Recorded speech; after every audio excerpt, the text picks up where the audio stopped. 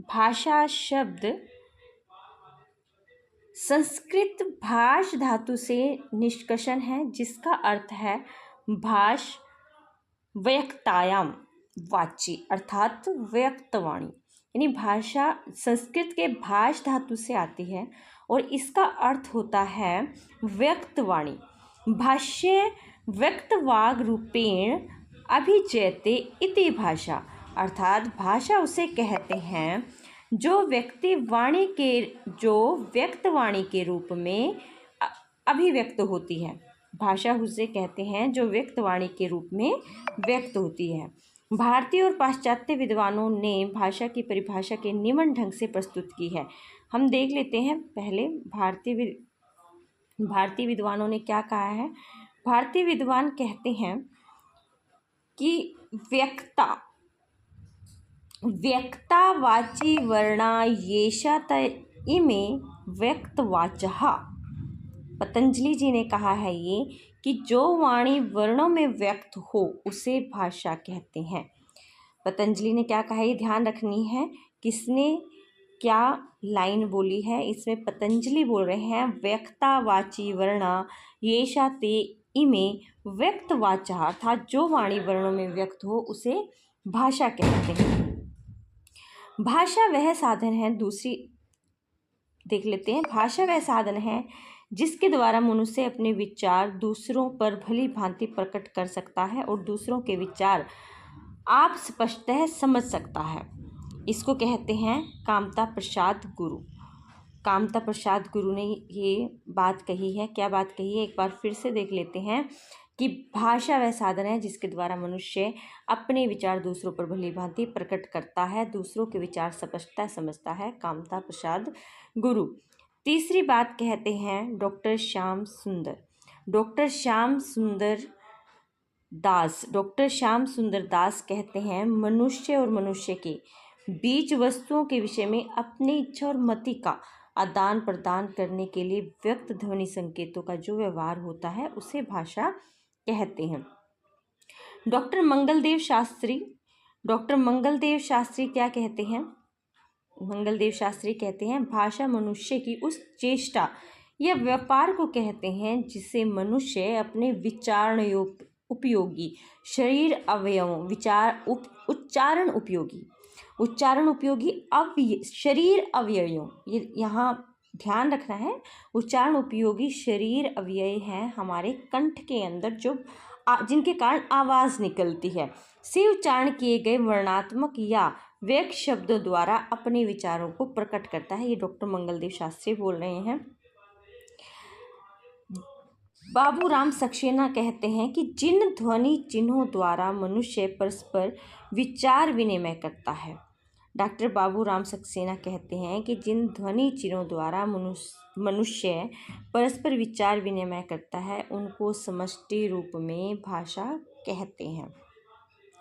सुकुमार सेन कहते हैं अर्थवान कंठोदगीर्ण ध्वनि समष्टि ही भाषा है। बहुत छोटी सी परिभाषा इन्होंने दी है सुकुमार सेन ने कि अर्थवान जिसका कुछ मीनिंग हो, कंठोदगीर्ण जो कंठ से उदीर्ण हो यानी उच्चारित हो वह ध्वनि, उसको ही उसकी समष्टि ही भाषा कह लेते, पूर्ण रूप से उसको ही भाषा कहा जा सकता है। इसके बाद है डॉक्टर भोलानाथ तिवारी ने क्या कहा है कि भाषा निश्चित प्रयत्न के फलस्वरूप मनुष्य के मुख से निसृत वह सार्थक ध्वनि समष्टि है जिसका विश्लेषण और अध्ययन हो सके। भाषा यादृच्छिक, आचार्य देवेंद्र जी इसको कहते हैं, आचार्य देवेंद्र नाथ ये कहते हैं कि भाषा यादृच्छिक रूढ़ उच्चारित संकेत की वह प्रणाली है जिसके माध्यम से मनुष्य परस्पर विचार विनिमय सहयोग तथा भावाभिव्यक्ति करते हैं। ये आचार्य देवेंद्र नाथ शर्मा ने कहा है। इसके बाद है डॉक्टर पांडुरंग दामोदर गणे ने कहा है कि ध्वन्यात्मक शब्दों द्वारा हृदयगत भावों और विचारों का प्रकटीकरण ही भाषा है। ध्वन्यात्मक जो ध्वनि है, ध्वनि के रूप में जो शब्द निकलते हैं उनका हृदयगत भावों और विचारों का, जो वो मन के भाव विचारों को प्रकट करते हैं, वो ही भाषा है। ये हमारे भारतीय विद्वान थे। अब पाश्चात्य विद्वानों को हम देख लेते हैं कि वो क्या कहते हैं। भाषा और कुछ नहीं है, केवल मानव की चतुर बुद्धि द्वारा आविष्कृत एक ऐसा उपाय है जिसकी मदद से हमें अपने विचार सरलता और तत्परता से दूसरों पर प्रकट कर सकते हैं, और जो चाहते हैं इसकी व्याख्या प्रकृति की उपज के रूप में नहीं बल्कि मनुष्यकृत पदार्थ के रूप में करना उचित है। इसको मैक्स मूलर ने कहा है।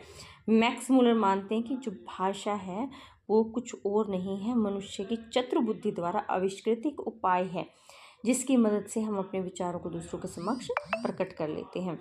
दूसरा देख लेते हैं, हेनरी स्वीट ने क्या कहा है। ध्वन्यात्मक शब्दों द्वारा विचारों का प्रकटीकरण ही भाषा है। कुछ भारतीय विद्वानों के जैसा ही कहा है। देखिए, ऐसे ही भारतीय विद्वानों में भी एक विद्वान ने कहा है, डॉक्टर पांडुरंग दामोदर गणे ने भी यही कहा है कि जो ध्वन्यात्मक शब्द हैं उनके द्वारा हम अपने हृदय के जो विचार प्रकट करते हैं, और सेम ध्वन्यात्मक शब्द द्वारा विचारों का प्रकटीकरण हेनरी स्वीट भी यही बात बोल रहे हैं, ये ध्यान रखना है।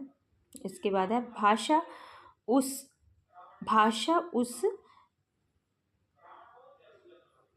स्पष्ट सीमित तथा सुसंगठित ध्वनि को कहते हैं जो अभिव्यंजना के लिए नियुक्त की जाती है।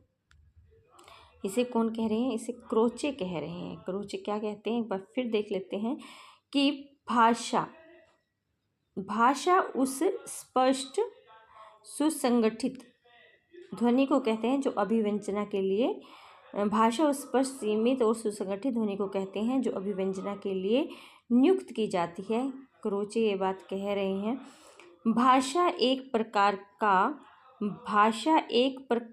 का चिन्ह है। चिन्ह से तात्पर्य उन प्रतीकों से है जिनके द्वारा मनुष्य अपना विचार दूसरों पर प्रकट करता है। ये प्रतीक भी कई प्रकार के होते हैं, जैसे नेत्र गाय है जो नेत्रों से देखे जा सकते हैं, श्रोत गाय है जो सुने जा सकते हैं, स्पर्श गाय स्पर्श से भी हम समझ पाते हैं। वस्तुतः भाषा की दृष्टि स्रोत गाय या प्रतीक ही सर्वश्रेष्ठ है। ये कौन बात कर रहे हैं? वांद्रे ने ये परिभाषा दी है। मनुष्य ध्वन्यात्मक शब्दों द्वारा अपना विचार प्रकट करता है।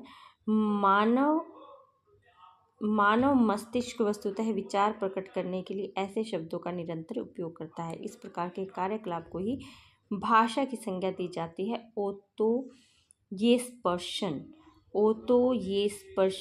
ये बात कहते हैं। ओतो ये स्पर्शन ये बात कह रहे हैं। इसके बाद देख लेते हैं, गार्डनर क्या कहते हैं। गार्डनर ने कहा है कि विचारों की अभिव्यक्ति के लिए जिन व्यक्त और स्पष्ट ध्वनि संकेतों का व्यवहार किया जाता है उसे भाषा कहते हैं। भाषा यादृच्छिक ध्वनि संकेतों की वह प्रणाली है जिसके माध्यम से मानव परस्पर विचारों का आदान प्रदान करता है। ये ब्लॉक तथा ट्रैगर कहते हैं। ब्लॉक तथा ट्रैगर क्या कहते हैं? ब्लॉक तथा ट्रैगर कहते हैं कि ध्वनि संकेतों की वह प्रणाली, यादृच्छिक ध्वनि संकेतों की वह प्रणाली जिसके द्वारा हम अपने विचार आदान प्रदान करते हैं, उसे भाषा कहते हैं। ब्लॉक तथा ट्रैगर। आगे है श्रुतेवा। ध्यान रखना है। श्रुतेवा क्या कहते हैं कि यादृच्छिक ध्वनि संकेतों, देखो ब्लॉक और ट्रैगर में सेम पद है यही, बस यहाँ ये पद्धति है जिसके द्वारा मानव समुदाय परस्पर सहयोग और विचार विनिमय करते हैं। यहाँ विचार विनिमय है और यहाँ आदान प्रदान है। यहाँ सहयोग विचार विनिमय है, यहाँ सिर्फ विचारों का आदान प्रदान है। ये ध्यान रखना है। थोड़ा सा ही चेंज है, कई बार पूछ ली जाती हैं ऐसी पंक्तियाँ और हम फिर कंफ्यूज हो जाते हैं। ब्लॉक और ट्रैगर में सिर्फ थोड़ा सा अंतर है, ठीक है। चलिए अब आगे देख लेते हैं। सिद्धांत प्रवर्तक। सिद्धांत भाषा की उत्पत्ति के प्रमुख सिद्धांत तथा उनके प्रवर्तक कौन हैं? मुझे लगता है ये हमें छोड़ देना चाहिए। चलो एक बार पढ़ लेते हैं कि दिव्योत्पत्ति डिवाइन थ्योरी प्राचीन धर्म ग्रंथ संकेत एग्रीमेंट थ्योरी है, ये रूसो की है, रूसो ने दी है। रगन डिंग डोंग थ्योरी प्लेटो हेम और मैक्स मूलर ने दी है। इंगित गस्चर थ्योरी डॉक्टर रॉय। धातु रूट थ्योरी हैज और मैक्स मूलर। श्रम ध्वनि यो थ्योरी श्रम ध्वनि ये नुआरी ने दी है। संपर्क कॉन्टैक्ट थ्योरी जी रेवेज ने दी है और समन्वय थ्योरी हेनरी स्वीट ने दी है। तो ये थ्योरीज थी कुछ, ये वैसे परीक्षा के हिसाब से इतनी इम्पोर्टेंट नहीं है, लेकिन फिर भी पता नहीं परीक्षा में कहाँ से क्या पूछ लिया जाए, हमें थोड़ा सा तो ध्यान रखना ही पड़ेगा। सन 1866 ईस्वी में पेरिस में भाषा विज्ञान की एक समिति लॉ सोसिएते द लैंग्विस्टिक, कहाँ है ये, पेरिस में है, पेरिस में समिति का नाम है लॉ सोसिएते द लैंग्विस्टिक ने अपने अधिनियम में निर्देश दिया कि भाषा की उत्पत्ति और विश्व भाषा निर्माण इन दो विषयों पर विचार नहीं किया जाएगा। भाषा की विशेषताएं एवं प्रवृत्तियां निम्नलिखित हैं। भाषा की प्रवृत्तियां देख लेते हैं, क्या होती है भाषा। भाषा एक सामाजिक संपत्ति है, समाज से हमें मिलती है। भाषा सतत प्रवहमान सहज और नैसर्गिक होती है, ये हमेशा सहज बनी रहेगी, प्रवाहमान रहेगी और नैसर्गिक है, प्राकृतिक रूप से हमें अपने आप मिल जाती है। भाषा अर्जित संपत्ति है, सीखनी पड़ती है। एक शब्द, छोटा बच्चा होता है एक शब्द सीखेगा फिर वाक्य सीखेगा, ऐसे उसको बोलना आता है। भाषा परिवर्तनशील है, चेंज होती रहती है, वैदिक संस्कृति से लौकिक संस्कृति, लौकिक से अपभ्रंश, फिर अवहट, फिर पाली, प्राकृत, ऐसे चेंज होता रहा है रूप इसका, और खड़ी बोली तक जो हम आज बोल रहे हैं उस तक बहुत परिवर्तन हुआ है, इसका मतलब परिवर्तनशील है। भाषा भाव संप्रेषण का माध्यम है, हम अपने मन के विचार प्रकट करते हैं। भाव अर्जित संपत्ति, ये पहले भी आ चुका है। भाषा अनुकरण से सीखी जाती है, हम जब किसी को देखते हैं बोलते हुए, उससे ही हम भाषा को सीखते हैं, यानी तभी तो जिन घरों में हिंदी बोली जाती है वहाँ के बच्चे हिंदी सीख जाते हैं, वो देख रहे हैं उनको, जहाँ इंग्लिश बोली जाती है वहाँ के बच्चे इंग्लिश सीख जाते हैं, यानी अनुकरण करके ही सीखी जा सकती है। भाषा जटिलता से सरलता तथा संयोगात्मकता से वियोगात्मकता की ओर उन्मुख होती है। भाषा परंपरागत वस्तु है, प्रत्येक भाषा की संरचना पृथक होती है, हर भाषा एक अलग तरीके से गढ़ी जाती है, बनाई जाती है, बनती है। भाषा विकास के चरण कौन कौन से चरण हैं? आंगिक, वाचिक, लिखित और यांत्रिक। आज के टाइम में यांत्रिक को भी हमें इसमें रखना पड़ेगा क्योंकि टेक्नोलॉजी भी आ चुकी है, तो टेक्नोलॉजी के हिसाब से यांत्रिक भी रहेगा। आंगिक अंगों से उच्चारी जाती है, बोली जाती है, अंगों से, ये सांकेतिक भाषा है। वाचिक जो हम मुँह से बोलते हैं, लिखित जो लिखी जाती है, यांत्रिक जो टेक्नोलॉजी हम यूज़ कर रहे हैं। भाषा के विविध रूप होते हैं जो निम्न है। मानक या प्रतिष्ठित भाषा, ये रूप है इसके। स्टैंडर्ड लैंग्वेज, विभाषा, उपभाषा, प्रांतीय भाषा या बोली, डायलेक्ट। अपभाषा, अपभ्रंश भाषा या अपभ्रष्ट भाषा, अपभाषा, अपभ्रष्ट भाषा या अमानक भाषा, जिसको स्लैंग बोलते हैं। स्लैंग भाषा में ऐसे ही आ जाते हैं जिनका कोई खास मतलब नहीं होता पर आ जाते हैं भाषा में। व्यक्ति बोले, डायलेक्ट।